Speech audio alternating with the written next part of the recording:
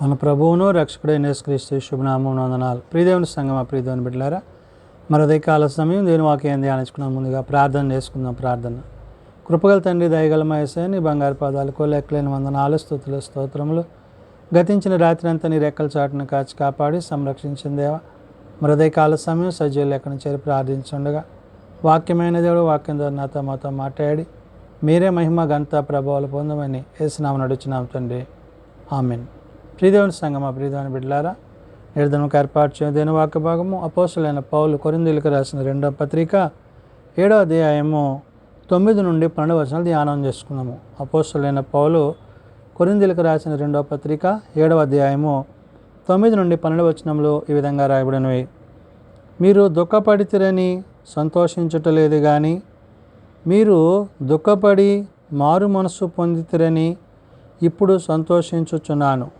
ఎలయనగా ఏ విషయంలోనైనాను మా వలన మీరు నష్టము పొందకుండాటకై దైవ చిత్తానుసారముగా దుఃఖపడితిరి. ప్రియదేవుని బిడ్డలారా, పౌలు దైవ చిత్తానుసారమైన దుఃఖము అనే మాటను ఉద్దేశించి మాట్లాడుతున్నాడు ఈ పత్రికలో. అంటే దైవ చిత్తము ఏదైతే ఉన్నదో ఆ దైవ చిత్తానుసారంగానే తప్ప శారీరకంగా వ్యక్తిగతంగా ఈ దుఃఖం అనేది మనకి కలగట్లేదు. దేవుని చిత్తములో, దేవుని ఉద్దేశములో దానిని కొనసాగించడానికి దేవుడే మనకు వాటి యందు బలమును శక్తిని దయచేవాడు. ఇక్కడ మీరు దుఃఖపడితిరని సంతోషించటం లేదు కానీ అంటున్నాడంటే వాళ్ళ దుఃఖాన్ని బట్టి పౌలు సంతోషించట్లేదు. వారి కష్టాల్లో ఉన్నప్పుడు పౌలు సంతోషించట్లేదు. వారు శ్రమలో ఉన్నప్పుడు పౌలు సంతోషించట్లేదు. దేని ఉద్దేశించి మాట్లాడుతున్నాడు ఇక్కడ? మీరు దుఃఖపడి మారు మనస్సు పొందితిరని అంటున్నాడు. ఈ దుఃఖము మిమ్మలను మారు మనస్సునకు, అంటే మీ హృదయాలు అంతరంగాలు దేవుని వైపు నడిపింపబడి దేవుని ఆత్మచేత నింపబడి దైవానుసారంగా జీవించడానికి దేవుడు మీకు ఇచ్చిన ఆ యొక్క ప్రత్యేకత ఏదైతే ఉందో దాన్ని బట్టి పౌలు అంటున్నాడు, మీరు దుఃఖపడి మారు మనస్సు పొందితురని ఇప్పుడు సంతోషించుచున్నాను అంటున్నాడు. అంటే ఇహ సంబంధమైన దుఃఖం కాదు కానీ మారు మనస్సుతో కూడిన దుఃఖము, హృదయములో పరిశీలింపబడి వారి హృదయాలు దేవుని వైపు నడిపింపబడి ఆత్మానుసారంగా వారు జీవిస్తూ విశ్వాసములో వారు ఏ విధంగా కొనసాగాలో పౌలు ఈ పత్రిక ద్వారా తెలియజేస్తూ, ఎలయనగా ఏ విషయంలోనైనాను మా వల్ల మీరు నష్టము పొందకుండాటకై అంటున్నాడు. అంటే ఏ విషయంలో అంటే దైవ చిత్తానుసారమైన ఏ విషయంలోనూ మా వల్ల మీకు ఏ నష్టమో కలగకుండా దేవుడు ప్రతి దానిని దాని అక్కర్ల కొలది ఆయన వారికి అనుగ్రహించువాడై ఉన్నాడు. కాబట్టి పౌలు అంటున్నాడు, మా వలన మీరు నష్టము పొందకుండాటకై దైవ చిత్తానుసారముగా దుఃఖపడితిరి అంటున్నాడు. అంటే దైవ చిత్తానుసారమైన దుఃఖమే తప్ప మా వల్ల ఇది కలిగింది కాదు.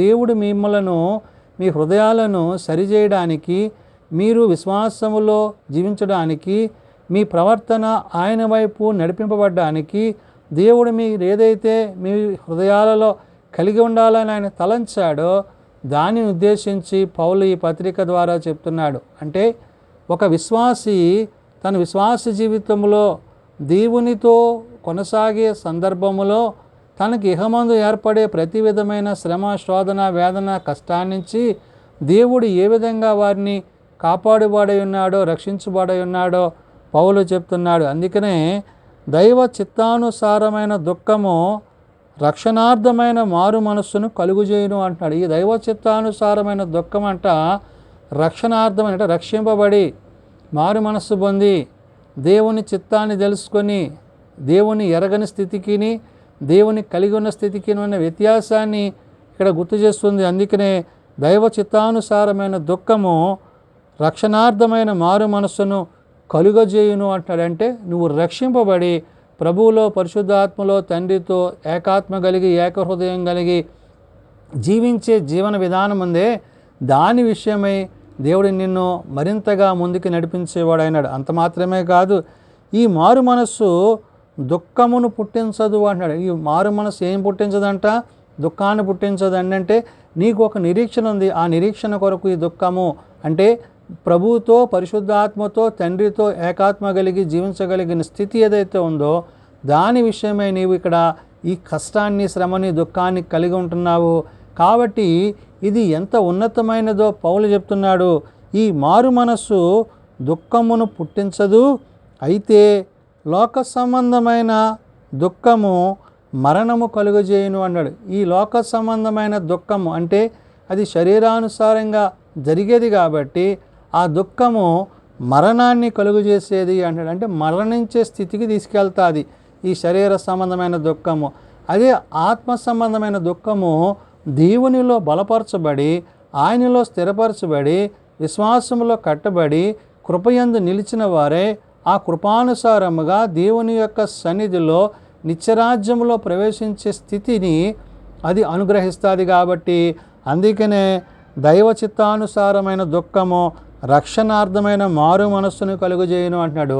రక్షింపబడి దేవుని చిత్తాన్ని తెలుసుకునే స్థితిని అది కలిగిస్తుంది. ఈ శరీర సంబంధమైనది మరణానికి సంబంధించింది కాబట్టి దీన్ని బట్టి కాదు, దైవ చిత్తానుసారమైన స్థితిని బట్టి నీవు ముందుకు కొనసాగవలసి ఉన్నదనే విషయాన్ని పౌలు గుర్తు చేస్తున్నాడు. మీరు దేవుని చిత్త ప్రకారము అంటే పొందిన ఈ దుఃఖము ఎట్టి జాగ్రత్తను, ఎట్టి దోష నివారణకైనను, ప్రతివాదనమును, ఎట్టి ఆగ్రహమును, ఎట్టి భయమును, ఎట్టి అభిలాషను, ఎట్టి ఆసక్తిని, ఎట్టి ప్రతిదండనను మీలో పుట్టించునో చూడండి అంటాడు. అంటే ఒక విధంగా చెప్పాలంటే నీ శరీర సంబంధమైన వాటి అన్నిటి మీద నీవు పూర్తిగా విడుదల పొంది ఆత్మయందు నిలిచిన వాడవై విశ్వాసములో దేవుని యందు, దేవుని యొక్క శక్తి యందు, ఆ శక్తిలో నీవు పొందుకునే ఆ సమస్తమైన వాటిని గూర్చి ఇక్కడ పౌలు చెప్తున్నాడు. ఏమని? మీరు దేవుని చిత్త ప్రకారము పొందిన ఈ దుఃఖము అన్నాడంటే దేవుడే మీకు దానిని అనుగ్రహించి మీ పట్ల దాన్ని జరిగిస్తున్నాడు. కాబట్టి ఏమన్నాడు?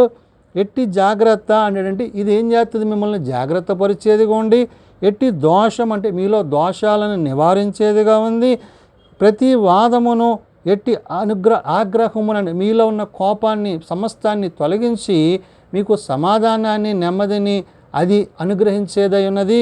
కాబట్టి ఎట్టి భయమును అంటాడంటే మీరు ఇతరుల పట్ల భయపడక దేవుని యందు భయభక్తులు కలిగి వాక్యానుసారంగా జీవిస్తూ విశ్వాసములో కొనసాగేవారై ఉంటారు. ఎట్టి అభిలాషను అంటున్నాడు అంటే దేవునిలో నూతనత్వాన్ని, నూతన క్రియను జరిగించేదిగా, ఒక నూతనమైన మార్గాన్ని మీకు అది తెలియజేసేదిగా ఉంది. ఎట్టి ఆసక్తిని అన్నాడు అంటే ఆసక్తి కలిగేవారు అంటే దేవుని యందు, దేవుని చిత్తాన్ని తెలుసుకుని ఆ ప్రకారం జీవించుటలో మరి దేవుని యొక్క ఉద్దేశాల యందు ఆశ కలిగిన ప్రాణాన్ని ఆయన ఏం చేస్తాడు? తృప్తిపరచువాడు. అంటే నీవు దేవుని పట్ల ఆసక్తి కలిగి, ఆశ కలిగి ఆ అనుభవాలకు, ఆ నడిపింపుకు నీవు కొనసాగింపబడాలి. కాబట్టి ఎట్టి ప్రతిదండనను మీలో పుట్టించుండును అన్నాడు. అంటే ప్రతిదండన అంటే ప్రతిదానిని నీవు సహించడానికి దేవుడు నీకు సహనాన్ని, శక్తిని, బలాన్ని, సమస్తమైన వాటిని నీకు ఆయన అనుగ్రహించువాడై ఉన్నాడు. కాబట్టి ఆ కార్యమును గూర్చి సమస్త విషయములలోనూ మీరు నిర్దోషులై ఉన్నారని రుజువు పరుచుకొంటిరి అన్నాడు. అంటే ఇవన్నీ కూడా నిన్ను దోషిగా కాక నిన్ను నిర్దోషిగా చేస్తుంది. అంటే ఇవన్నీ ఏంటంటే ఇహమందు మనకి ఏర్పడే పరిస్థితులు, వీటన్నిటి నుంచి నువ్వు విడిపింపబడతావు, రక్షింపబడతావు, దేవుని యొక్క చిత్తాన్ని నీవు కలిగి ఉంటావు. కాబట్టి నీవు ఎటువంటి స్థితిని కలిగి ఉండాలో దేవుడు ఆ స్థితిని నీ పట్ల జరిగించువాడై ఉన్నాడు. చివరిగా అంటాడు, నేను మీకు వ్రాసినను ఆ దుష్కార్యములు చేసిన వాని నిమిత్తము వ్రాయలేదు అన్నాడు. ఎవరైతే దేవునికి విరోధముగా, అపవాదికి మరి సమీపముగా ఉండి పాపపు తలంపుల ఆలోచనలు కలిగి ఉంటున్నారో వారి యొక్క ఉద్దేశాలను బట్టి ఇక్కడ పౌలు చెప్తున్న మాట ఏంటంటే, నేను మీకు రాసినను ఆ దుష్కార్యములు చేసిన వాని నిమిత్తము వ్రాయలేదు, వాని వలన అన్యాయమును పొందిన వాని నిమిత్తమైన వ్రాయలేదు. ఏమన్నాడైనా?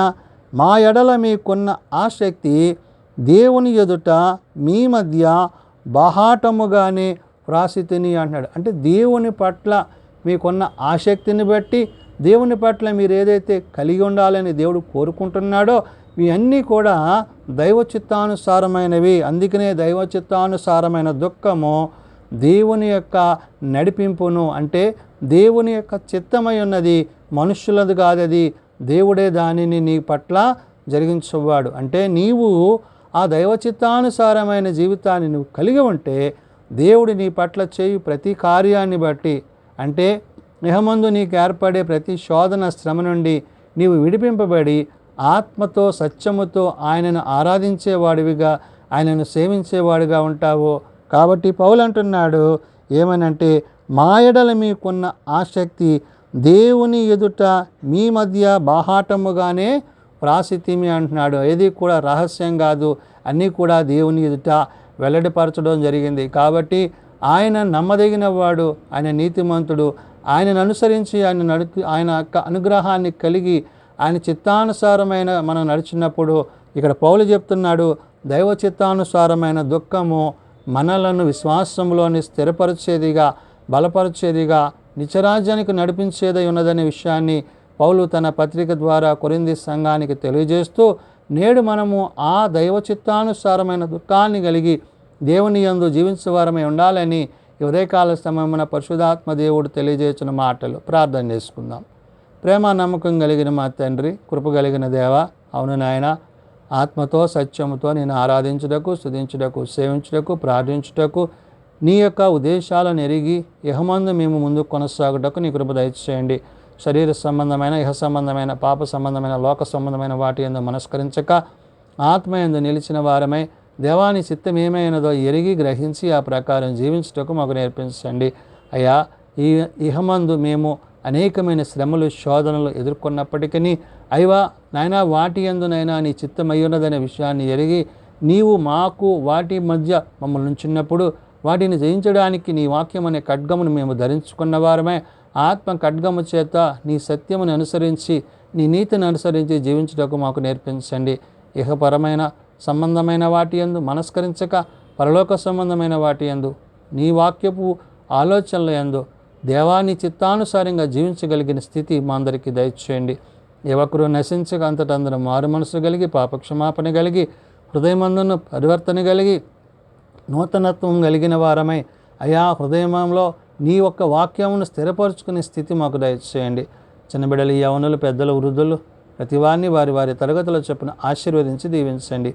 జన్మదినాలు, వివాహ దినాలు, ఆయకుడికల కుటుంబాలను ప్రత్యేకపరచండి.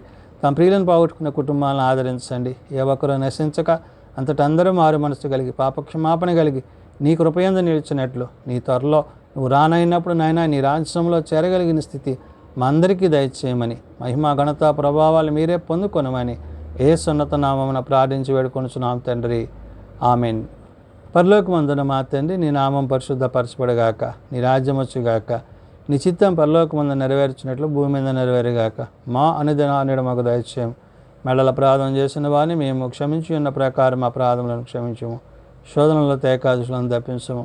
రాజ్యము, శక్తి, మహిమ నిరంతరము నీవేనో తండ్రి. ఆమెన్. మన పరమ తండ్రి అయిన దేవుని ప్రేమ, ప్రభు అయిన యేసుక్రీస్తు కృప, పరిశుద్ధాత్మ నిత్య సహాయము నిరంతరము సదా తోడయండి సంరక్షించునుగాక. ఆమెన్.